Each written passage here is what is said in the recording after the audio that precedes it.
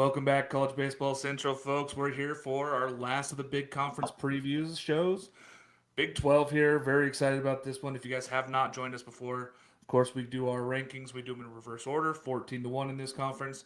We're going to do, it's a preview show. This is not our deep dive. This is our preview show, guys. So, yes, we may not talk about all the players for every single team, but we're going to touch on some of them and touch on their ability this year and where we think that they rank. Pretty excited here today. Joined by Jake McKeever. How we doing, Jake? Mark, excited to be here. We are missing our actual Big 12 guy, Noah, who is also going to do the graphics. So I hope you liked that Houston plays at Schroeder Park because you're going to be seeing it the entire show because I couldn't figure out how to turn it off. We got one graphic up right now. It's Houston. Spoiler alert, they are our number 14 seed, so we're going to dive right into this here. Houston at number 14. This is a team that we've talked about. We were hoping that they were going to make that turn from last year, and it feels like they might be one of the lowest performing Power 4 conference teams this year, Jake. Yeah, I think you can kind of go ahead and pencil them in near the bottom. They were the oldest team in college baseball last year, and it didn't amount to anything as they ended up being a complete overturn. They had Kerry Arambi, who ended up being a nice surprise. He's now gone. They are a rare team where they don't really have a lot of starting pitching and they don't really have a lot of bullpen guys and they can't really hit that well. So it's going to be a complete overhaul. They do have Kenneth Jimenez. I think they're going to really, really struggle for runs. Colby DeJesus. And then my breakout guy is Ivan Weems III coming over from San Diego State. And another kind of fun fact, Mark, is despite Houston only being 45 minutes away from me, you're going to get to see them first because you're going to get to see them at Cal. So I'm going to see them at Cal. Interesting fact for them. February. Listen, Michael Bensler had a pretty nice summer ball season. He's a little erratic, though. He's going to be on the mound. He's going to be some point of the weekend rotation with them. They returned Antoine Jean. He was their starter last year. He was their Friday night guy last year. And moving more on him, he's going to have to be better than he was a season ago. Beyond that, they're a whole new team for everybody. Like, we really don't know a ton about what this team is. They're returning not very many pieces. Colby DeJesus and Kenneth Jimenez are the two guys that you're going to have to lean on for run support. They could surprise us with a whole bunch of new guys, Jake, but I'm not seeing it right now from Houston. I'm not seeing it either. An interesting fact is they were the most international team last year. They returned two of those guys. As Paul Schmitz is from Germany, and then Jean is French-Canadian. So there's kind of a little bit of exciting thing there. But it's going to be really interesting to see kind of where they go with Whitting because Whitting has elevated Houston so much in the past 13 years since he's been there.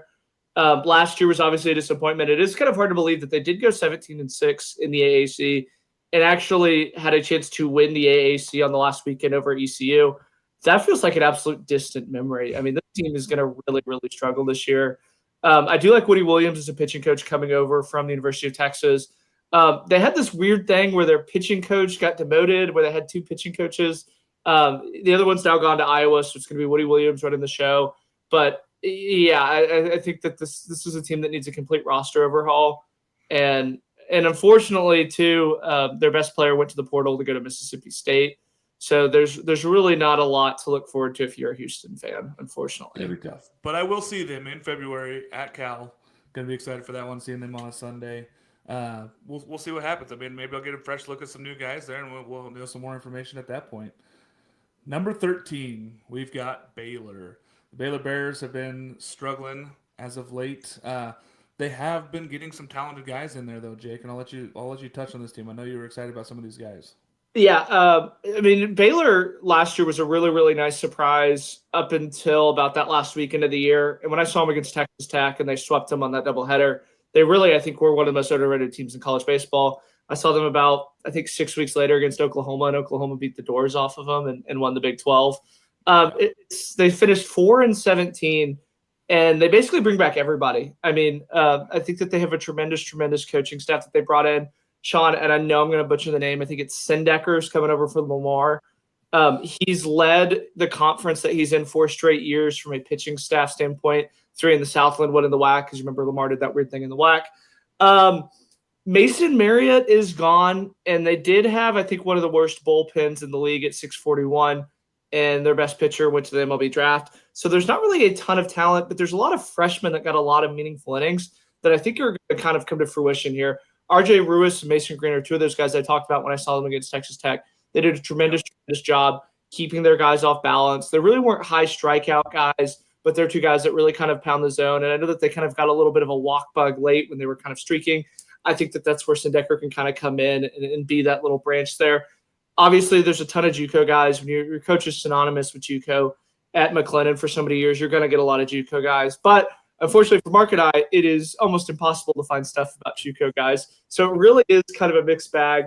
And then from a hitting standpoint, they get Enzo Apodaca and Ty Johnson. I think that you can kind of go ahead and write in Sharpie that those two guys are going to be at the top of the order. There's a lot to like about those two guys. They do a great job using the whole field. Hunter Toplansky's a really kind of weird player. He's a tall guy who doesn't hit for a ton of power, high contact guy, going to give you about a 270. I think he's going to be a middle of the order guy. And then from there, Tariq Kemp is kind of somebody as, one of my picks to click. But I think a lot is going to lean on the staff that has to be better. And it's going to be better coached. So I think that there's a lot to like about this Baylor team going forward. Only 42 home runs hit last year, Jake. This team has to hit the ball out of the ballpark a little bit more at a better clip than they were last year. And it's not a big stadium either. That's a lack of power. It's not like they play at like Kentucky or anything. It's a very normal stadium. Yeah, and they need to be better on that side of it. They've got to put the ball out of the ballpark more extra base hits in general. But the top guys there, Apodaca and Johnson, are both not guys that are necessarily going to put the ball out of the ballpark a ton. No, not at all. Cortland Castle, those guys might have an opportunity to step up this year and really put the ball out of the ballpark for them. You mentioned the sophomore pitchers and Ruiz and Green. I'm going to throw Ethan Calder in there too. He got a lot of innings last year. He might have an opportunity to be on weekends. And then they brought in a couple freshmen, Carson Bailey and Braden Bergman. Pitching staff's going to have to be better. Going to have to hit some more home runs. This team has an opportunity to be better, but I still think they're probably lower end on this Big 12 this season just because there's so much talent here in the Big 12 and hitting-wise. They're going to have to match a lot of hitting, which means more home runs than they hit last season. Yeah, I mean, this is going to be a common theme that Mark and I kind of hinted at in pre-show. A lot of these staffs are a complete mixed bag with everything, and Baylor kind of fits that to a T almost. Bunch of retrofits. There's some teams that brought back a lot of guys, like in Arizona State that we'll talk about later.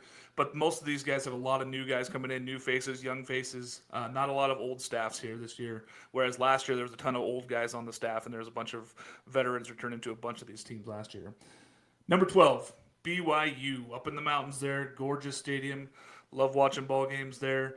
Ball flies. And they've got some dudes this year. I know Easton Jones at third base. He had 14 home runs. Parker Goff, Cooper Vest, guy's been a 6-year senior, I believe. And they're transferring in Ryder Robinson from TCU. This team might surprise some folks this year, Jake. Yeah, I mean, first off, they're the Big 12's only Thursday through Saturday. So a lot of us in the college baseball world, this is probably the team that we watch the most, the Big 12. They do have my favorite non-conference schedule. And, Mark, I want you to give me a percentage that this plays all three games. It is BYU at Gonzaga at the end of February in Spokane. I will tell you that Gonzaga does a terrific job of getting that field ready. Now, there might be feet of snow there. That's why I'm not going up to Pullman until the end of March. There might be feet of snow. There might not be anybody in the stands. They probably will get at least one of those games in. They do have their first weekend series against the Utes for the first time since 2010, as they've always done kind of weird midweeks. They haven't played each other since 2023. So that's going to be a really, really exciting series to kind of track going forward. You touched on Parker Goff and Ryder Robinson. The name that I'm really looking forward to seeing is Easton Jones. High power, high power, low contact guy. I know that everybody on the show loves to talk about Brody Donay. He's the Big 12's Brody Donay. And I'm really, really excited to see them on Thursday nights just to see how well he hits. Yeah, and in that ballpark, I mean, he could hit 20 this year. He hit 14 last year, and I think that if he gets that strikeout rate down a little bit more, I know it's like over 30% last year. He's got to be better at that side of it. But he's got the ability. Easton Jones has the ability to be really good. Pitching's another weird one, right? They got Garrison Sumner returning, but then it's all new guys out of that. And it's just transfers and new guys that we have coming in. It's just going to be a really interesting look here to see who they're bringing in, but we really won't know until BYU gets going. We're excited for the offense, though, which is a lot of these teams here in the Big 12. They're going to be a fun team to watch just because it's going to be like New Mexico State 2.0 where it's all double-digit runs. Yeah, they might have 6 guys that hit 300 and a couple guys hitting 20 homers. It'll be interesting. It's great to see. I'm excited. And we get to see it every Thursday, every time that they play Thursdays. So Number 11, just down the road in Salt Lake City, Utah is coming in at number 11 here. Utah's an interesting team for me because last year they were so above their expectations, and this team was really, really good. And they lost a lot, though. They've lost a lot, Jake. They have a lot returning, so I'll let you start with these guys, and then I'm going to dive in with my guys since I got to see them so many times last year. Yeah, I think Gary Henderson might be one of the most underrated coaches in the country at Utah. It was a super, super under the radar pickup that I know Mark was on very, very early. If you remember correctly, he led Mississippi State to a College World Series run as an interim coach. Now he's kind of the one taking the shots there. Like I said, they were 31-16 at one point, and we talked about it pre-show where they really only needed to win one or two more games to get in the tournament. Unfortunately, that just didn't really happen for them. But there's a lot of guys coming over from major D1 programs that have a big chip on their shoulder that I think are going to pay dividends for them. Derek Smith's coming over from Oklahoma State. He's somebody that really struggled to kind of find a role. He's going to be somebody that I think is going to be in the mix. Cal Kilgore is another one coming over from Arkansas, another major D1 guy. And then Drake, I think it's DiGiorno. I think he's going to be not delivery. It's DiGiorno. DiGiorno. It looks a lot more intimidating than it is. He's going to be someone where he can play 3 or 4 spots, so he'll kind of be the plug-and-play guy as other guys kind of win this battles. I think he's going to be one to really kind of watch. And then Core Jackson, I think he really is one of the best players that no one talks about. Hit 363 in very, very limited stuff. He had 52 starts at short. He's going to about lead off for him. There's a lot to really like about this Utah team going forward. Obviously, that 361 is a little bit inflated just because they play up in the mountains like that. So expect it to kind of, fly under the radar a little bit. But this Utah team, I think, is going to be a lot like last year's team where they surprise a bunch of folks. And don't be surprised if they're in the hunt a lot later than people realize in this Big 12 race. They're going to put pressure on people. Core Jackson's a big part of that. He's a superstar. I have him highlighted saying superstar. This guy is really the big deal when you watch them play. He is the engine that drives this team. And Caden Carpenter is another guy. I think that they're going to mix a lot of speed. They're not going to hit the ball out of the ballpark a ton, but they're going to get enough extra base hits, I think, doubles and triples and gap shots to where this team's going to score some runs and scare you a little bit. And they might be one of the only teams with a returning Friday night ace in Merritt Jones. I mean, I know that they lose the pitcher of the year last year, but they got Merritt Jones returning. I think this guy has the ability to be a Friday night ace, Jake. I think that they might be one of the teams that actually is returning some guys. They got Coulter McManley and Dylan Gazaway from Lane Community College here in Oregon.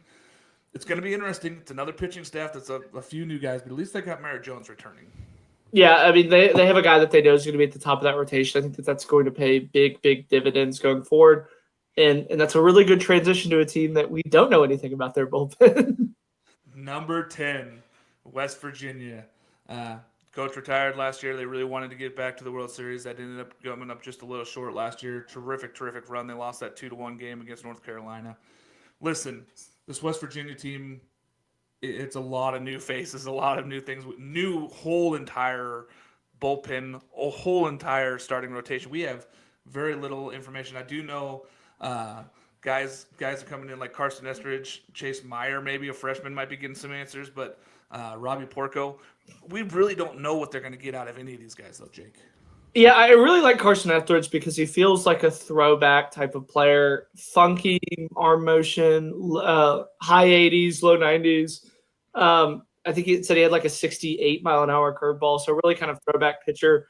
And then outside of that, you really don't know what you're going to get. They lost 4 pitchers. I think that's going to be really their downfall because I think that they're going to hit. I mean, they bring back. I think it's Logan Savvy. He turned down the draft to come back. He's somebody that I think could be a top 3, top 5 round pick for him that kind of turned that money down, which with NIL is almost unheard of, but now with NIL, it's really kind of something that's coming back. Grant Hussey, obviously breaking the home run record last year at PNC Park. Getting him back for another year to kind of add to that, I think it's going to pay a lot of big dividends. And then Brody Kresser, he's the guy who kind of stepped up for West Virginia when Weatherholt went down. He played second, but got some really great shortstop experience. I think that one's going to pay a lot of big dividends, but he's not JJ Weatherholt by any stretch of the imagination. And that it did kind of feel like it was the JJ Weatherholt show for the last 2 years, and they're going to have to replace that. I think that's going to be a huge, huge thing because I mean, we can go ahead and say he's probably top 5 West Virginia baseball player of all time. Yeah. It's going to be maybe even top 3. He might be even, yeah. That might be a very short list for him. Listen, but they're going to struggle to replace everything that he is. It's going to be, but silver lining for it is Steve Saban's really, really attacked West Virginia, and they're kind of getting back to being a West Virginia-friendly homegrown town. They have 7 guys from the Mountaineer State, so there is a lot of state pride on this team. But outside of that, I think that they're going to take a giant step back. Yeah, I do like Sam White also. I don't know if he's going to play outfield. I don't know if he's going to DH, where they're going to put him, but he came on late last year. Kyle West, and then Jace Reinhardt coming from USC Upstate. Big transfer in for them. He might get some meaningful innings right away. Might be able to go out there and just go eat up and go hit. He might be able to just really do things for them. Jace Reinhardt, big transfer in from USC Upstate, but it's a full rebuild here for West Virginia, and that's okay. You go through those things when you have great seasons like last year, where they had a historically great season for them, just being a couple outs away from making it to the World Series. All right, if you guys have not bought Chinook seeds, you are completely missing out. They are the best seeds on the planet. If you use our code CBC when you go to checkout, you get 10% off your whole first order. Go on there now. Go purchase an order. Go buy a box of mixed seeds. That's what I do. I buy the 8 bags. They show up in a whole box for me. It's terrific. I love their seeds. I share them with everybody. I take them fishing. I take them golfing. I take them to ball games. It's really an all-around great seed. Jake, what's your favorite seed? I know I didn't get to ask you last time. The Hatch. It's still the Hatch. Everybody's Hatch chili. Everybody's Hatch chili. I don't even buy the variety packs anymore. I just buy the Hatch bags because I like the variety though. I like the variety. And the cinnamon toast, I think, is an underrated one. No one really talks about the cinnamon toast. Cinnamon toast is a good flavor. It's a good flavor. It's a weird one. Once you get used to it, that was pretty good. I'm a smokehouse barbecue guy. I've said this, and that's my go-to. But yeah, use code CBC at checkout. Get 10% off your whole order there. Okay, guys, go out there and purchase these sunflower seeds. Best sunflower seeds on the planet. We love them, and they're great to work with. So, number 9, the Cincinnati Bearcats.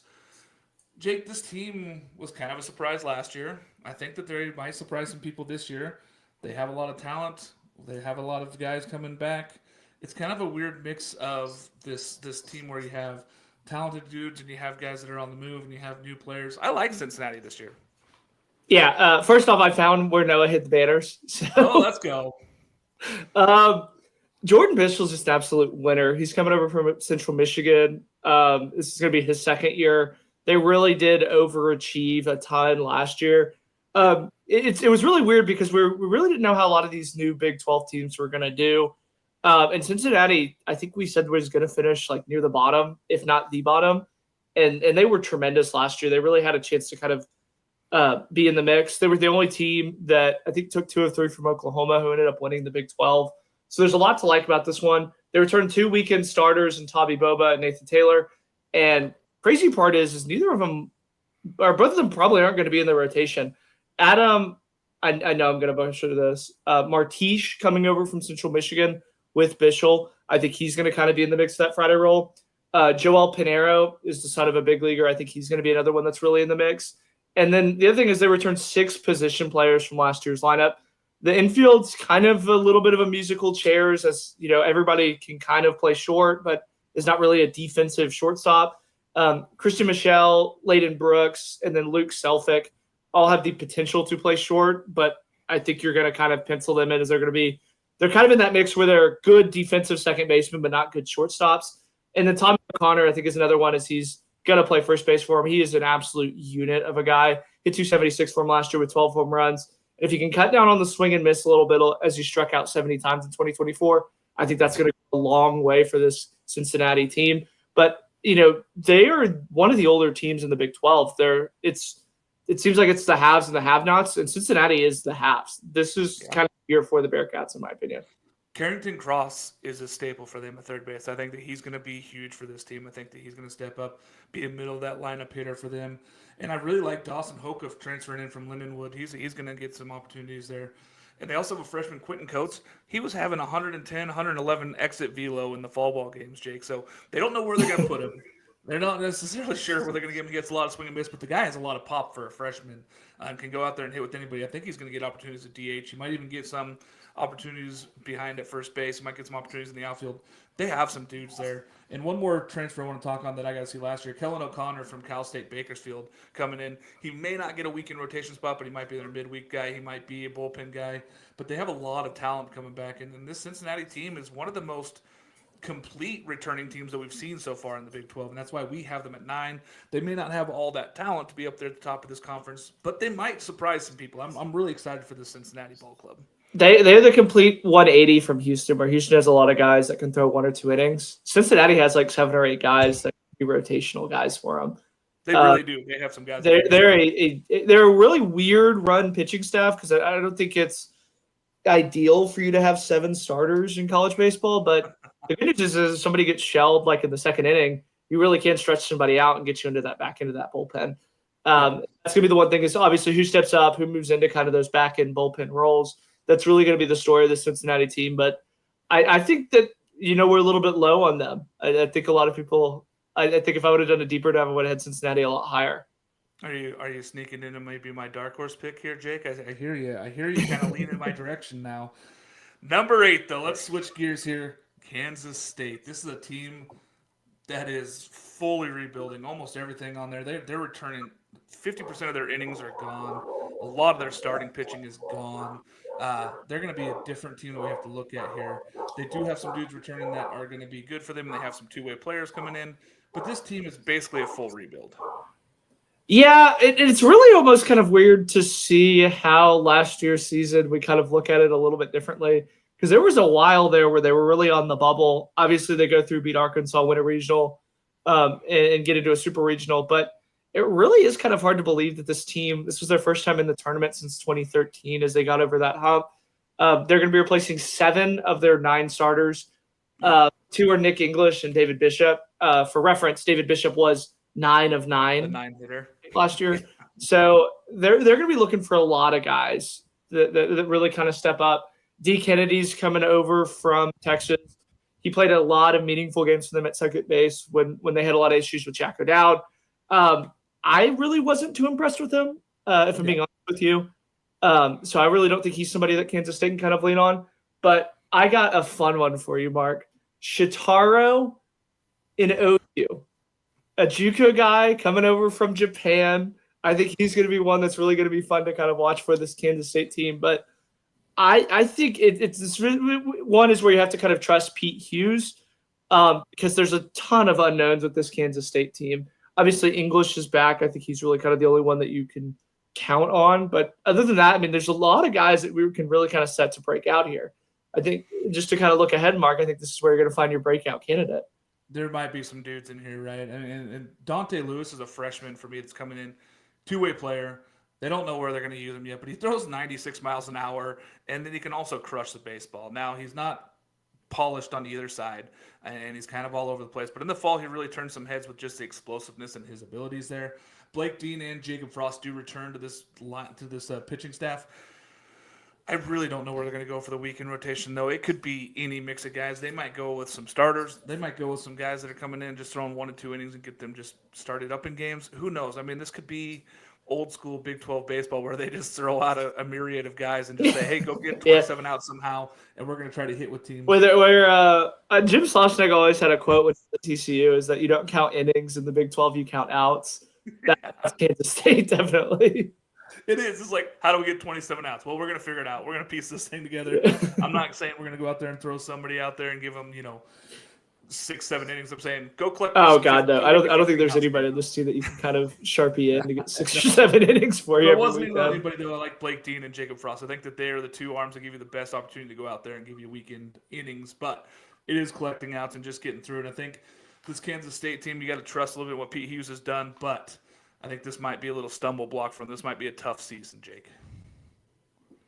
Moving on to number 7, Texas Tech, the Red Raiders. Listen.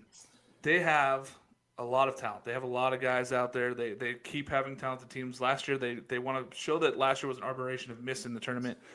Jake, I know that we were high on this team beginning last year, and then they really just didn't perform for us late. Yeah, I mean, they're a team that I got to see up close and personal, and every time I did, I immediately regretted it. They were an absolute abysmal team last year when they played anybody with a pulse. I think this is a turning point for Texas Tech baseball. This is going to be one where you can really kind of look back and see where this program needs to go. Obviously, Tim Tadlock's taken them to Omaha, and it seemed like 5-6 years ago they were going there every single year. They just don't have the money to compete at the NIL level. For reference, I think it was On3 released, NIL breakdowns by sport. There's about 30 SEC guys that I can personally guarantee make more than Texas Tech's entire team. And we've seen that because they've had numerous guys leave and go to these big SEC schools. Gavin Cash going over to Texas A&M, Mason Molina going to Arkansas. It's going to be a really interesting season for Texas Tech, and it's going to be one where if they don't push for a 2 or hosting seed, there's going to be it's going to be a new for Texas Tech baseball, and I know it's one where the fans really aren't going to want to do it. But on a positive note, I know that I just kind of got a little dark and dreary there. TJ Pompey's coming back, who I think is one of the best players in the Big 12. He has the potential to be all Big 12 Player of the Year. Absolutely raked. I mean, he was the best player in college baseball, I think, for the first 2 months of the year last year. And then obviously he took his lumps in conference play, but he has the ability, I think, to take over games with his bat. Damian Bravo is another one that's going to be there too. They're going to miss Gage Harrelson too, as well as he's going to be at Florida State. I know when I was doing a little bit of research and I went and looked at their lineup, it wasn't that they lost a lot of guys to the draft. It was that they lost a lot of guys to the portal. Tracer Lopez, I think, is another one to really kind of watch too as well. Peyton Scholes coming over from Cal. I think he's going to be a dude. Yeah, I really like him. Very underrated guy, which is really weird that we always say the portal giveth, the portal taketh. It's kind of weird that Texas Tech got a guy like him into the portal. And then Kendall Johnson coming over as a freshman. I think he's going to be a pencil in guys, a center fielder. Tadlock said it's an 80-grade speed tool. Speed never slumps. I think that's really the brand of baseball that Texas Tech needs to get back to. It's kind of that good defense, good speed. He's going to be, I think, one of those guys that's going to be in the all Big 12 freshman conversation just because he's going to get a ton of at-bats. But all in all, I don't really know what you're going to get for this Texas Tech team because there's really not as much talent as last year's team because they had a lot of guys leave. But it's always weird to go into Lubbock and play a weekend series. So stuff gets – they're a little better on the weekend rotation, Jake. I think that they've gotten a little bit better here. So Mac Hewer returns. I like Mac. Zach Crutchfield coming over from Auburn, new fresh face here. Another guy that transferred in is kind of surprising. I think that he's going to give them an opportunity to be really good on that Saturday. They got some other guys that could mix in there, but I think that Jack Siebert, Jack Siebert's going to be a chance. And then freshman Jackson Burns. I really like what Jackson Burns does coming in as a freshman, big guy. I think that he's going to give them some innings. I don't know whether they're going to put him in the weekend rotation right away, but he might work his way into the weekend, Jake. And I think that this staff might be a little bit better than they were a year ago, where they really had a hard time collecting outs in the middle of those games, and that really struggled for them. Yeah, which is weird because I felt like that was the big strength of them last year was we talked about, how deep their bullpen is. And I mean, for reference, we didn't even talk about how bad their bullpen is because they were out of the race really early in the Big 12. Yep. I mean, they almost missed the Big 12 tournament. I mean, obviously it took Baylor falling off the face of the earth for them to make the Big 12 tournament. It's a far cry from where they were 3 years ago. And it really is kind of weird to see a program like this fall off so quickly because Tim Tadlock is such a talented coach. Like usually, coach retires or stuff like that, but this just seems to be strictly NIL and them recruiting really great players and them leaving. Yeah, I think that this Texas Tech team is going to be fine. I have faith in Tim Tadlock. I think that he's going to be good enough to get this team going where it needs to go. I don't know if this is the year where they make that leap back towards the top of this conference, but right here in the middle feels safe for this team. Number 6. Kansas, the Kansas Jayhawks. Listen, this team has been all over the board, and they've been talented, and then they dropped off late. This team has the ability to be really, really good, and we like watching this team play in Big 12 play. But they're kind of all over the place. I know that Michael Brooks is returning, and they hope that he's healthy, right? They've lost so many position guys last year, Jake. But pitching side, they got Dominic Vogel, Cooper Moore, Patrick Stites. He had Tommy John, but they're saying that he could be thrown by the start of the season. I know that this team is kind of a lot of question marks, but I'm pretty excited for this Kansas ball club. Yeah, unfortunately, Noah, I think, got a little bit sick. So Mark and I didn't prepare enough for Kansas just because Noah's kind of taken them by storm. So That's his team. He's right there. yeah, he thinks Kansas is going to be hosting a regional. So I think for the fans of Kansas, look for the deep dive just because Noah's going to have that. I have 2 notes for them about their schedule. They play a midweek up in Minnesota at USA Bank Stadium. So that's while they're not doing the series up there. I'm sure Noah will go see Kansas, Minnesota on a Tuesday. And they might have the best weather schedule in Big 12 play. They play Arizona State super early. They play at UCF super early. TCU is another one where they play before it gets super hot. They go to Utah late when it's not super hot. So, I mean, if you're going to pick and choose your road schedule, Kansas definitely has it. Obviously, they're going to be replacing a ton. They lost 6 bats off of last year's one, but they keep Michael Brooks, who is their best hitter. So it's kind of a little bit of a weird thing where they have to have a ton of guys step up.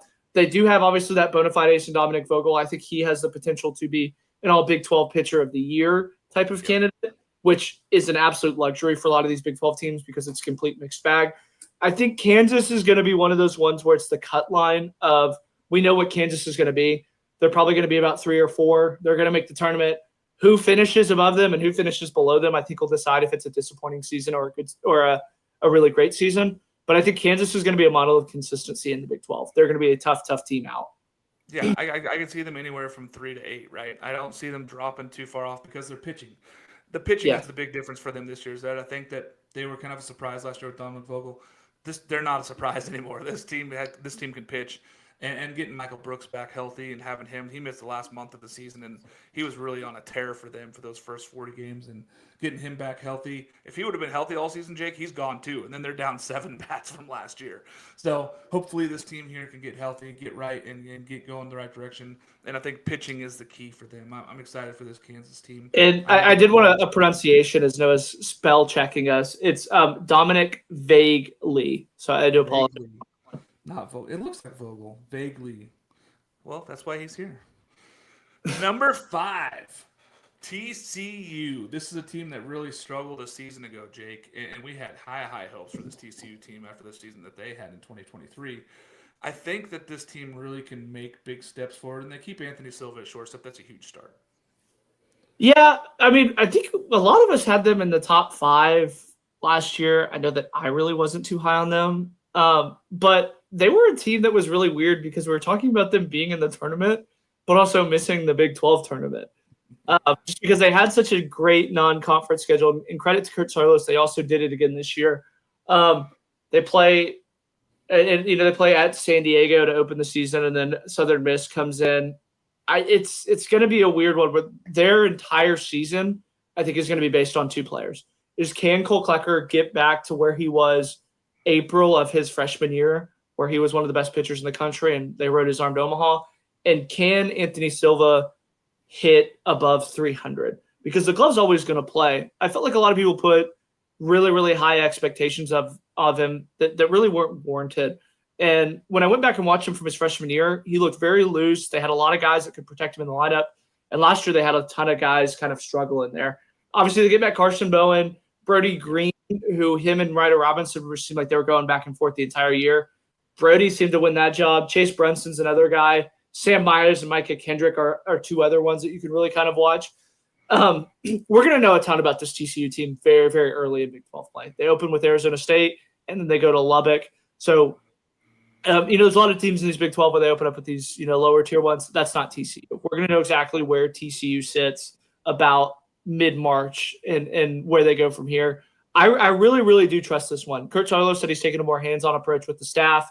They've stretched out Lepore. It wouldn't surprise me if they see him in kind of he's up to 99. I know there's been some talk of moving him to be a starter. I see him kind of more of a closer just because 99 at the back of your bullpen is absolutely scary.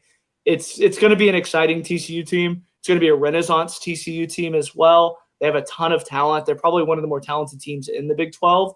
It's can they live up to the expectations that are thrust upon them? That's going to be the story of the TCU team. And a couple more guys I want to touch on that they brought in. Freshman Sawyer Strauss-Snyder, he might get some opportunities. They don't know where they're going to put him yet, but he's got big opportunities here. And Cole Kramer, Washington State transfer, who was a 350 hitter. That's a luxury to just bring into your ball club there and try to get some support around an Anthony Silva. And he did that up in Washington State, which that's tough. That's cold. That's miserable games. That's lots of rain ball. And going up there and actually crushing the ball and hitting all those extra base hits. Cole Kramer can really give them an opportunity here at Washington State. And you touched on Tommy Lepore. I think that, they said that if they're going to put him in the starting rotation, he could probably throw 92 to 97. But 99 out of the bullpen feels like if they can get another Sunday starter, man, throw him there because Ben Albrecht is going to give you that, probably the Saturday guy, 3.5 strikeouts to walk ratio. I mean, those are the kind of guys you want. Beating up the zone, going after these guys in this league. You got to throw strikes. You can't give free passes. Yeah, obviously we haven't even touched on it. They're losing Peyton Tolley, their Friday night guy, who was the model of consistency from them. So from a team that kind of went like this to lose their constant flow, they're going to have a team leader kind of step up. And I think that's going to be Carson Bowen. I expect him to do a lot of big things for this TCU team. Which, especially behind the dish, right? Because he can help. When they went to Omaha, I mean, he was the catalyst of that team. Like the back picks, the opposite field heads, stretching it out. I really think Carson Bowen's a guy that they really need to take a big step forward and be the leader that we know he can be. Love it. Number 4, UCF. Listen, this Central Florida team in Orlando is really, really good, and they showed it last year. They struggled a little bit later in conference play, and they really could have won more games in conference. I think that we would have been talking about this team possibly hosting. They were that good last year, Jake. I'm going to let you start on this team, but I'm really excited. Andrew Sundin, healthy. He's going to be healthy for a whole season, and he's going to be behind the dish. He was an All-American in 2023. This guy can be the leader and solid part of this UCF team. Yeah, I mean, last year was the new look UCF, as I think they brought in 70 or 80% of their roster were transfers in. Obviously, it went to fruition. They went 12-4 against Florida schools last year. 12-2 to schools in Florida not named Florida State. They're loading up again with Florida-heavy schools. There's a ton of talent around them, and UCF is definitely going to be one of those ones where they're in the upper echelon of Florida teams. Antonio Jimenez, I think, is going to be another one that you really kind of lean on. He's a glove-first shortstop coming over from Miami. I'm sure Kane's Cat can tell you how bad he was at the plate, as the numbers really do him justice. But everything that I've read about him is that he's a big spark plug. He's the best guy at the drill. He doesn't get tired at all. I think he's one that you can kind of see. If he can get around 230, 240, I mean, that's going to be a very, very dangerous player for him. Kendry Moderno is a JUCO guy coming over from Aruba. Obviously, I'll touch on him in a little bit, but I think he's going to be one of those ones that we really kind of talk about. And then in the outfield, there is a ton of depth. Matt Provix is the returning center fielder. Andre Williamson and Damaris Ross are two other guys that I think are going to be in the mix there. Remember, Damaris Ross was one of the starters on that Florida State team, played a ton of meaningful innings for them as they went to Omaha. And then Camden Wicker is the other one that I really kind of do. I think he's going to be a spot in the weekend rotation guy. A lot to really like about this UCF team. And of all of the conference stuff, I think UCF is in the best position from a program standpoint to take over the conference that they're in that's new. And it's really kind of strange to see as somebody who still sees UCF in the American that we're talking about them as being one of the best Big 12 teams in the country. And they really almost feel like a lock for the tournament with how much talent they have. Yeah, and not to mention they also brought in Chase Cruson from Duke last year, who had a pretty good season. Lex Bodeker again at first base, he's going to set up there. Their outfield, though, is what sets them apart. And Previs and having Andrew Williamson. I think Andrew Williamson, he's on my very, very, very short list of guys for breakout candidate this year because he is so talented. And I think that he's a guy you can really watch on, and he could be a 15 to 20 home run guy and also give you stolen bases and be a really productive outfielder for them. They also have an ace on the mound, Jake, and this is something that a lot of people don't return, in Dom Stagliano. Returning that is huge, right? Having that guy there, and then William Hartley, having the pitching staff is what's going to make the difference. And you already mentioned Camden Wicker coming over from Wofford. They might have 3 bona fide starters already for the weekend rotation, which is what most of these Big 12 teams do not have. Yeah, and they're not scratching or clawing to try and find that third starter. They definitely know where they are. And it's weird because they're the only team in the Big 12 that has 3 dedicated starters that we know coming into the season. And they're a better hitting. They're going to be a hitting team. Like they definitely have better bats than pitching. So this is going to be one of those ones where it's going to be really interesting to see kind of how they fit in with the three teams that are above them. But I really like this UCF team going forward. And they were definitely one that I had to do a revision on because everybody in sent them so high. So I was like, why are they so high? Then I went and looked at like, okay. I was like, yeah, that's definitely too low.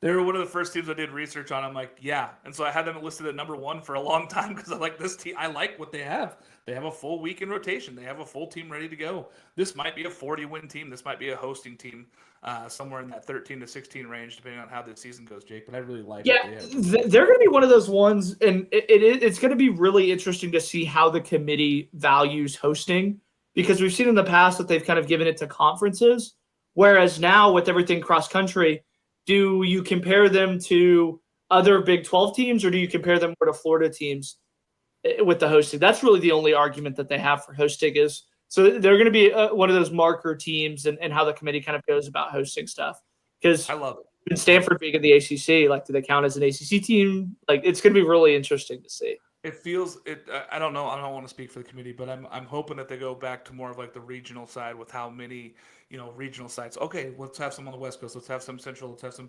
But who knows? I mean, if they take the top 16 teams, I'll take that as well, Jake. I'll take if they're going to take the best 16 teams. I'll take that as well. Truck Stop Baseball is a podcast that's coming out for you guys soon. It's going to be the Big 10 and Big 12 baseball. It's going to be brought to you every single week by Noah Darling, and I'll be joining on him with mini episodes there. We're going to talk to players. We're going to talk to coaches. We're going to talk about all the stuff going on in the middle of the country. Truck Stop Baseball coming out here as soon as the season starts. Can't wait. Two terrific conferences that have a lot of fan bases. I know that us doing deep dives the last 2 weeks going, cannot wait for this. This is really exciting. Jake also here. He's doing Southern Fried Baseball. So if you haven't checked out any of his SEC stuff, he's going to be going in season also with SEC Southern Fried Baseball. Monty Taylor over at ACC Central. He's taking care of everything for us on the ACC side. Those guys are awesome with breakdowns. We're going to have special events, and we've had a bunch of coaching interviews and everything over there on the ACC side. I'm going to be doing everything on the West Coast, so you're going to see me doing all the West Coast coverage, and I also have a special podcast for my Beaver fans. It's going to be great. This is going to be a great season with the most content we've ever produced every single day. Cannot wait for this season. Canes, Cats, Heat, yes. UCF could be the number 1 team. We're very excited for this team. We agree. But we got 3 teams still to talk about here that are in our ranking. Number 3, Arizona. This team won the Pac-12 in its final season last year. They won the regular season and the postseason title, Jake. They lose a lot, but goodness gracious, you look at this team, and they could have lost more to the draft, and they just didn't. Yeah, another kind of weird Jake scheduling note is I get to see Arizona opening night. Well, so Mark's probably absolute favorite team outside of Oregon State. I get to see opening night. 7 of their 9 starters have returned. That includes everybody's but spots 5 and 9 off of that super regional lineup. TJ Adams, I think, is one of the best players in the Big 12 going forward. Unorthodox stance, really peppers the ball over the field. He's somebody that you really don't realize how strong he is just based off how weird his stance is. Garen Caulfield and Mason White, I think, are one of the best double play duos in all of the Big 12, if not the best. They're an old team. They're an experienced team. Their pitching is really deep. Christian Coppola is coming over from Rutgers. If you remember back in 2023, he was an absolute stud for him. Was really kind of a dark horse in that Big 10 Pitcher of the Year. Pitched for Team USA. Obviously, last year really wasn't the best season for him. If he can get back to where he was back in 2023, he'll be another one. Smith Bailey, the freshman, the big hoss. I mean, when I say this is a big team, he's 6'6". Colin McKinney, the guy that's really big. He's coming over from Baylor as 6'5". He's another guy that I really love to watch. It's going to be a deep Arizona team. It's going to be one that's going to throw a lot at you. And it's a team that I think is really built for the postseason in modern baseball. They have a lot of guys that came back that probably could have gone to the draft. This is one of the better teams in the Big 12, if not the country. Yeah, it really is. Brendan Summerhill, he's going to be drafted probably first round, maybe top 15 picks, Jake. That's how good he is. And then you got a guy like Mason White who hit 14 home runs last year. I mean, they got guys that are hitting the ball out of the ballpark. Terrific job here. Chip Hale has done a great job of keeping these guys. Surprised that not a lot of these guys left. The pitching is the question. You touched on it. Christian Coppola coming over from Rutgers. He might be Friday, Saturday, Sunday. Jack Berg is coming from Tacoma Community College. They're going to give him a shot. The freshman Smith Bailey and Colin McKinney from Baylor. I mean, we don't know who's going to be there, but where they're going to go. But they have a lot of talent coming in. It's just a whole new pitching staff from that pitching staff that was so solid for them last year and was top 5 in ERA last year in the country. I really am going to be interested to see if this pitching staff can match what the hitting is going to be, because the hitting on the field and the fielding that they're going to produce, Jake, it might be tops in the country. They might have a 350 average as a team. That's how good this team could be hitting wise. Yeah, I mean, it's them, Texas A&M, and Virginia. I think are the 3 teams that everybody at College Baseball Central agrees are the best hitting ones. If the pitching, which again, it doesn't have to be that elite in the Big 12 based off some of the stats that we talked about. If the pitching can average kind of a 5 ERA, I mean, this is a regional, if not a super regional host. Yeah, we'll see. I really want to see what the pitching staff. The pitching has to be.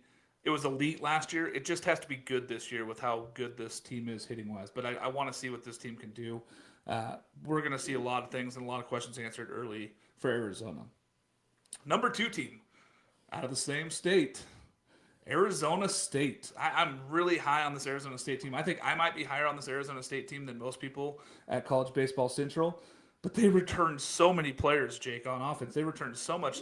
Yes, they lose their stud catcher. And yes, it's hard to replace a 360 hitter from behind the plate. But they have so many other players, and I'm so excited about this team. I'll let you start, and then I'll touch on everything else because there's so many guys coming back. Yeah, I'll play devil's advocate here. It's obviously Willie Bloomquist's 4th season for Arizona State. So where do we rank his tenure? Because obviously he's had to do a completely full rebuild. It seems like everybody's kind of given him enough time. But at the end of the day, I pulled the stats here, Mark. And again, somebody your age, this is going to be very hard to believe because Arizona State was such a mainstay in Omaha. They haven't been to Omaha in 15 years. Yeah. They haven't been to the second weekend of the tournament since 2011. Mm-hmm. And they have missed 5 of the last 6 NCAA tournaments. Everybody has kind of given Willie Bloomquist a pass. And obviously it's very well warranted because it was a complete and total rebuild. But this is the year for Arizona State. This is an inflection point for them. This is it. His guys in there. It seems like every year, and correct me if I'm wrong, just because I obviously you're more of a West Coast guy than me. It feels like they've always kind of disappointed, where they should be so much better than they are. And while they're working towards something, and Willie Bloomquist, I think, is a tremendous, tremendous coach, it always feels like they just leave a bad taste in your mouth. Like they should be so much better. But obviously, there's a lot of guys coming in that I really, really like. Manny Garza coming over from Rice. He's somebody I think that's a lot bigger than the stats show. Everybody at Rice just always seemed to rave about him. When I talked to Jose Cruz Jr., it seemed like Manny Garza would always come up. The staff loved him. They're very sad to see him go. And the flip side of that is Arizona State seems to absolutely love him. It seems like a match made in heaven. He's really gelling with the pitching staff as well. So he's going to be a great catcher behind the plate. Landon Hairston coming over too as well. He's a freshman. I think he's going to really push for playing time. Obviously, that's Scott Hairston's son, Jerry Hairston's nephew.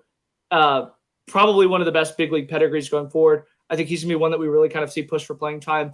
And then Kyle Walker is a super under-the-radar guy coming over from Grambling State. He's somebody that I got to see personally, and the ball just sounds different coming off his bat. I got to watch him take BP. Obviously, that Grambling team didn't have a ton of talent, but he's definitely one where – like when I saw him take BP the first time, I went and looked up their roster and was like, who's this kid? Because he absolutely rakes. Matt King is another guy that I think's really matured since I've seen him last. He was at UTSA back in 2023, took tremendous steps forward last year and is an experienced bat for this Arizona State team. But I think that this is the year for Arizona State. While I was very critical of Willie Bloomquist, I think that this is a super regional team in the Big 12. Listen, they might have the best outfield in the Big 12 this year in Isaiah Jackson, Brandon Compton, and Keanu. They might have the best hitting outfield in the Big 12. And then you throw in that they're going to get third baseman Nua Contreras back. That guy had a terrific freshman season, right?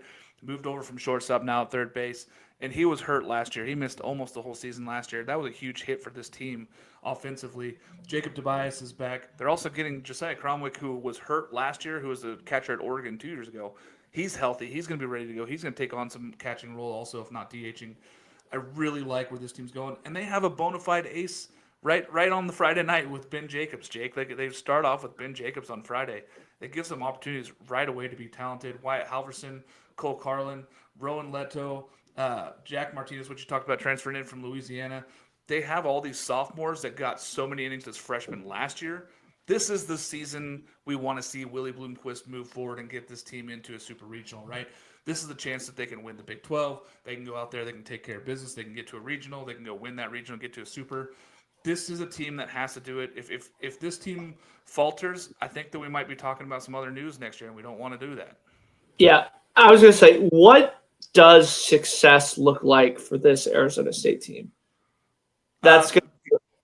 Winning 35 to 40 games and going to a regional and winning a regional. I think they have to win a regional this year. They either have to host or win. I think hosting always kind of gets you out of it. Sets you up too, because it means that you were one of the top 16, right? Yeah, we're fine with that, hosting or winning a regional, I think, has to be bare minimum for this Arizona State team because, this is Willie Bloomquist team through and through. Yeah.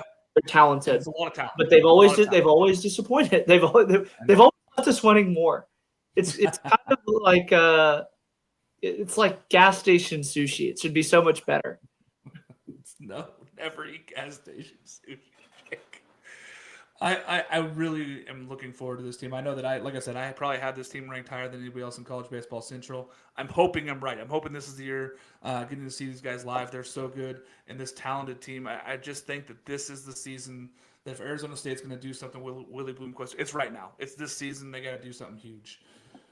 Number one, and I don't think this is going to surprise many folks in Big 12, it's Oklahoma State. They're returning some guys that might be top of the draft board. You got some guys that are going to be really good. Again, questions on pitching side for this team, but I'll let you start with this team, Jake, because I know that you're really high on this Oklahoma State team. Actually, I believe all the voters for CBC had them ranked 1. Yes. And it's a little bit weird because they looked so bad against Arkansas in that fall game that you wouldn't think that this would be a top 10 team in the country. Arkansas is just really, really good from a pitching staff standpoint, and they kind of they played into, I think, Arkansas's hand. But the good news is they were exposed as a team, and they know what it takes to kind of get up into that next level. I mean, there's a lot of dudes on this team that they absolutely rake. I mean, O'Braid's going to be another launching pad again this season. Nolan Schubart, I think, is going to be in that topic of Big 12 Player of the Year. Somebody else might steal it from him, but it's going to be Nolan Schubart and somebody else, I think, the entire way. I've seen him go as high as 8 on some draft boards. If you remember correctly, he was supposed to be a Michigan signee, but then when Eric Bakich went to Clemson, he flipped to Oklahoma State. So Colin Brugman, I think, is another one that I think is going to take big steps forward. He reminds me a ton of James Loney, as he's a big 6'6" guy that really has power to all fields. I hope for his sake I don't see Oklahoma State a ton, because every time I see him, he strikes out. There was like a streak where he struck out like 12 times in a row where I saw him. And he's a talented hitter that's probably going to be playing in the majors. Aiden Miola is another one. He took huge steps forward up at the Cape. Absolutely great. I know Monty and I were talking about him a ton during our Cape shows. Colin Ritchie was a stud freshman that came in last year in 2024. Every single time we talked to Holiday, it was Colin Ritchie. He's now the sophomore guy coming in, a little bit older, a little bit more experienced. He's another guy that I really kind of expect to take off for this Oklahoma State team. Bo Sylvester was another one. He was a catcher that was tremendous when he played. He got hurt in that Michigan game on a freak accident. I think he was one of the better catchers that I saw all season. And he only played in like 5 or 6 games. Ironically, I got to see him every time he played. And then Donovan LaSalle was a highly recruited guy out of Barb High School. Really kind of struggled to find his footing last year. I think there's going to be a dedicated spot for him in the outfield. I think he's going to be one guy that really kind of takes big steps forward. The pitching is always a question for this Oklahoma State team. They don't really have a ton of talent outside of, I think, Avery Ortiz is really the only big one. But, he's a day one guy. But Josh Holiday does a tremendous job finding super underrated guys to come in, guys from the JUCO that you really wouldn't think would be as good of pitchers that they are. And he almost has this like Astros secret sauce that he throws at them. But the big thing with Oklahoma State is, can they get a luckier regional? Yes, they've bounced in the regionals as the 1 seed the last 3 years, but every single team that's bounced them has won games in Omaha. So an unlucky run for Oklahoma State. While they have always hosted, they seem to get just a gauntlet. But that's going to be the story of this Oklahoma State team is, can they cut down on the strikeouts? Can the pitching do just enough? But the sky really is the limit. And you know it's a good sign, Mark, when me and you are being very critical of a team versus sunshine pumping. That means that they're actually a really good team if we're being critical of them. I'm trying to find things. I'm like, okay, listen, I don't want to puff this team up too much, but the offensive side is right there with Arizona and Arizona State, right? I think that's why we have these teams in the top three, is because they're all going to be able to hit the crap out of the ball. And it's going to be really impressive to see. Gabe Davis on the pitching side, yeah, he's probably your stable returner. I don't know where they're going to go else pitching, Jake. And I know that's a lot of question marks, but they have so much offense it may not matter. This may be another team that just has to go out there and figure out how to collect 27 outs and score 15 runs a game. But we're going to see what happens. I mean, it's a big season here going forward for Holiday and Oklahoma State. This is a team that really is just like Arizona State in the fact of where they need to get on past this first round and get into a super regional. That's what has to happen here for Oklahoma State. Yeah, they're a weird team because they care more about baseball than Oklahoma, but yet Oklahoma has won the Big 12 more recently and been to Omaha more recently. So I'm sure they're happy to see them go. And then Canes Cat, they lose to DBU a ton every year. I don't know if they're really considered a mid-major at this point, but DBU seems to kind of own them. I think he was pointing out Oral Roberts, who also has been to Omaha more than Oklahoma State as of recent. All right, we're going to move on, Jake, to our superlatives. Coach of the Year. This is a tough award because it usually goes to the team that either outperforms where they should be or wins the conference. It's kind of in that kind of mix there. I'm going to let you go first here. Who do you think is going to win Coach of the Year?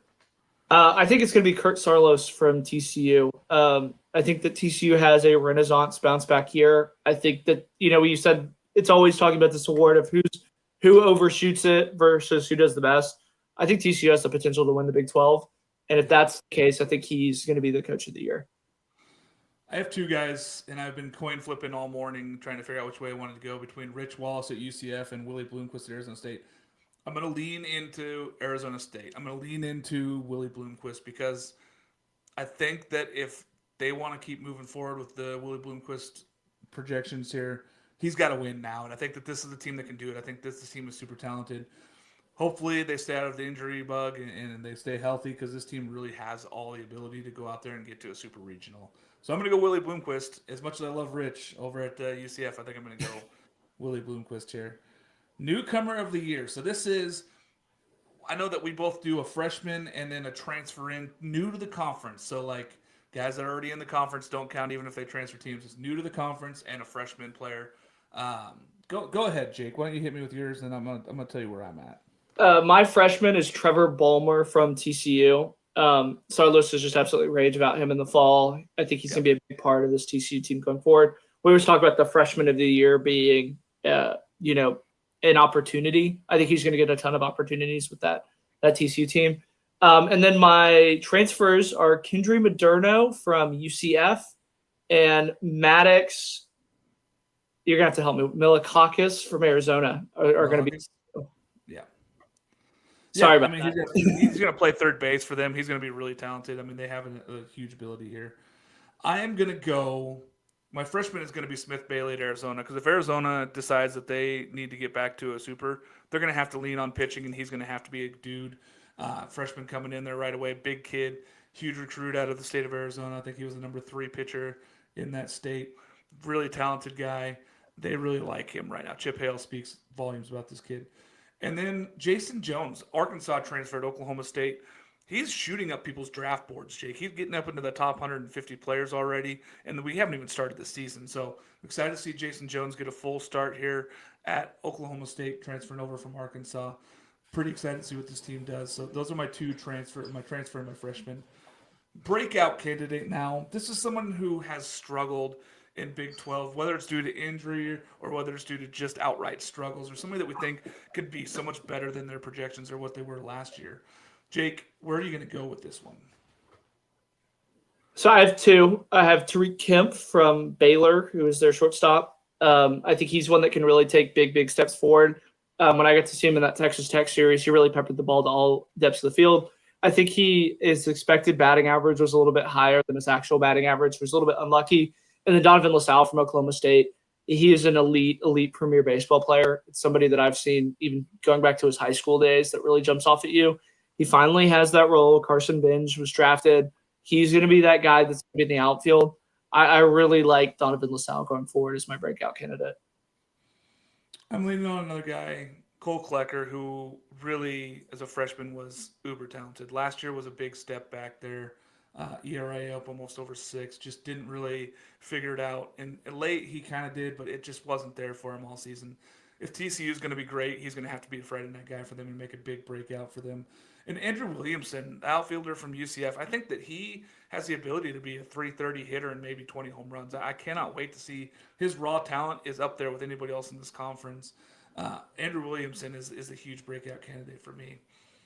Pitcher of the year. This is a tough one because there's a few aces out there that are really, really good.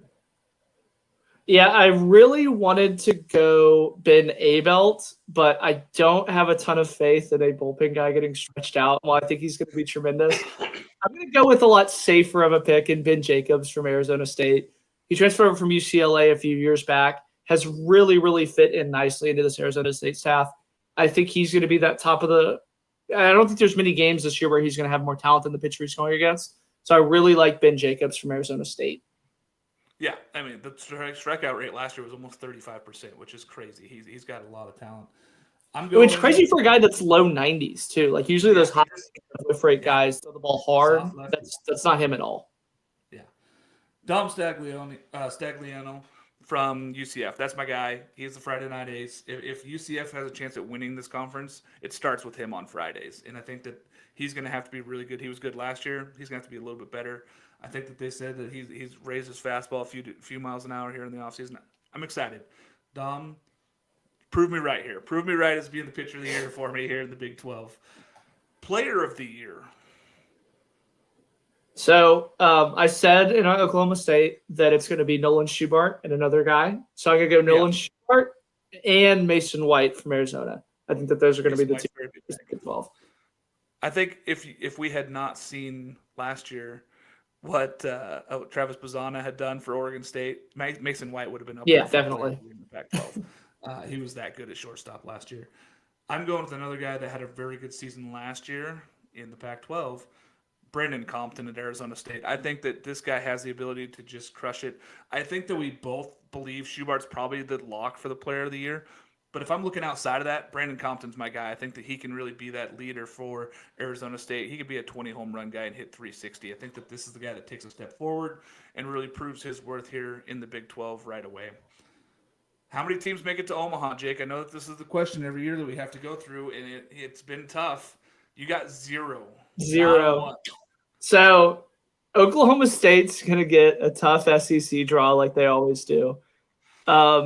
Arizona State's I don't really feel good about betting on them to go. TCU's going to likely get either A&M or Texas in a regional, unfortunately, just because of where they are geographically. And then Arizona's really kind of the only one that I could see going to Omaha. So if you were to make me pick one, it's going to be Arizona. But unfortunately with how the Big 12 is they're always going to get matched up against these super, super talented SEC teams. And Arizona might get a little bit lucky and get one of those West Coast swing things, but who knows? I have one. I think that it's one of the 4 you just mentioned, right? I think one of those teams gets there. UCF might surprise us. I don't know if they have the ability to get all the way to Omaha. I mean, they have to run through Florida though. Like they're likely going to get Florida. That's why I didn't have them listed because it's so hard because they're either going to Miami or Florida, Miami, even Georgia. I could see them going to Georgia. Yeah, I mean, it doesn't get any easier down there for these teams. Maybe, like you said, I think Arizona probably have the best opportunities because they're going to play out west. They might get a California school. But it's going to be tough either way. I think that this is even then UCSB's got a stud at the top of that rotation. I know it's a brutal season this year, and yeah. I mean, how many good too this year? How many regional teams do you think they get? How many teams get to regionals? Yes. 7. 7? I think they get 7 regional teams this year. Here's the thing. I think that our top 5, TCU, UCF, Arizona State, and Oklahoma State all get to regionals, right? And I think you could probably throw in 2 of the other ones that are in there. I like Cincinnati this year. I'm big on Cincinnati. I think that they might have a chance to get into a regional depending on how they play in their preseason stuff. And I think you got to pencil in either Kansas, Texas Tech, or Kansas State. I think that 2 of those teams from 7 to 6 to 9 get in. So I think that 7 is a fair amount. I was going to go 6, where the 5 that we have listed, and then Cincinnati, Baylor, Tech, kind of that range.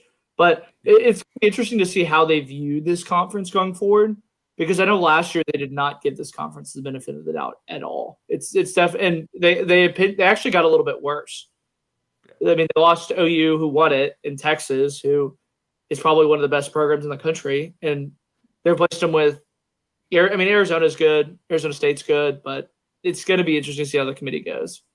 Yeah, with adding in all the talent too and all the history, maybe that helps them this year. You'll say, hey, we're going to put a few more teams in there, but they had so many guys in Oklahoma and Texas leaving. These teams that came in don't necessarily support that. Yeah, I mean, who's your Baylor's not going to get the benefit of the doubt or anything like that. No, they got to be perfect. Teams 7 through 14, who you think can actually come back and win the regular season title? Baylor. I know that I went completely off the deep end there. The pitching is going to be a lot better. They're a better coach pitching team. I think that they're an older team. They're a JUCO team. They're gritty, kind of like a Pittsburgh type of team. I really like what Baylor has done with some of the additions. They were a lot closer. I mean, they were 18-18 at one point last year before they fell off the face of the cliff. They're another year older. They know how to get through kind of falling off the face of the cliff. They're a little bit more cohesive unit. I really like Baylor to kind of be a dark horse. I'm going Cincinnati for almost the same reasons, Jake. I think this Cincinnati team returns so much and they have so much talent, and they're one of the teams that has the least amount of question marks in the pitching side, that they could be a team that shocks some teams and gets out there and gets some wins early. And you don't really see them, and all of a sudden they're collecting weekend series by going 2-1 on the weekends and taking down teams that are better. And I think that this could be a team that really can compete. So I'm gonna lean in with my Cincinnati that we have at number 9, and you had Baylor, who's at our 13. So we didn't go with those teams that are right over the cusp there. We went with the teams that we actually went dark horses. All right, who wins the regular Big 12 regular season title? Oh, let me see. Hold on, am I doing it right? TCU. Yeah. Frogs up. Oklahoma State, it seems like they always find a way to not win the Big 12 despite being the best team. Season title. Yeah, they're going to be the highest ranked Big 12 team in terms of hosting, but I think TCU is going to kind of sneak up on them and win more Big 12 games. I think that we see, as good as I think that our top 3 teams are, I think that UCF might sneak in and win the regular season title. That might. Well, I like that. Because I think those top 3 teams, yeah, they're all up there. It's great, right? We have Oklahoma State, Arizona State, and Arizona. I think that UCF might sneak in. Rich Walsh is really a talented coach. He's going to get a lot out of his guys, and they might kind of sneak up on teams again, kind of like how Cincinnati could come back and win this. They might win every weekend series, and then all of a sudden you're looking at them at the top of this tournament here. I think that they win the regular season title. Jake, you got anything you want to add? I think the Big 12 tournament new format this year, right? It's a new format. Yeah, Do you know? I don't know what it is, but how many teams are in there. It's crazy. I think that they have like first round. We'll dive into that with the deep. I think it's like the SEC where it's just a single elimination. Like you're done. But I don't know how many teams. They have first round buys, so I don't know if it's 12 teams make it, and then the top 4 get a bye in the first round, and then it's single elimination through the whole thing though. I'm excited for the Big 12 tournament. I think I'm going to try and get up there this year. I like it. Go watch it. All right. Anything else you want to add into the Big 12? I know that we're really excited about this. We have a few more preview shows coming up, but none of them are going to be conference-based. They're all going to just be random stuff for you guys because we love talking baseball. And we're only 48 days away now? 49 days? 48 days. Let me see. Let me check Monty's little counter thing. I think we were 49 yesterday, so it should be 48 today. Let's see. But Southern Fried Baseball is returning January 8th with the LSU Tigers. January 6th, I know Mark's going to be a little bit busy as Noah gave us the day off. But January 8th is when they return. 48 days away, 48 days. According to Monty. I get to see a lot of these Big 12 teams very, very early in the year. I know that with Houston, Baylor, and being in TCU, even to some extent being really close, I'll probably see them more than the SEC. So I'm really excited. The Big 12 kind of feels like my younger brother that I love to make fun of. I'm so excited for Big 12 baseball. I think the addition of some of these teams coming in, even the addition of teams from last year, I think that this conference is a really fun baseball conference. I'm very excited to be watching this. Hopefully, they keep developing and get more competitive with the ACC and SEC because I think the Big Ten made huge steps forward also. So Big 12 is going to have to make those steps in baseball.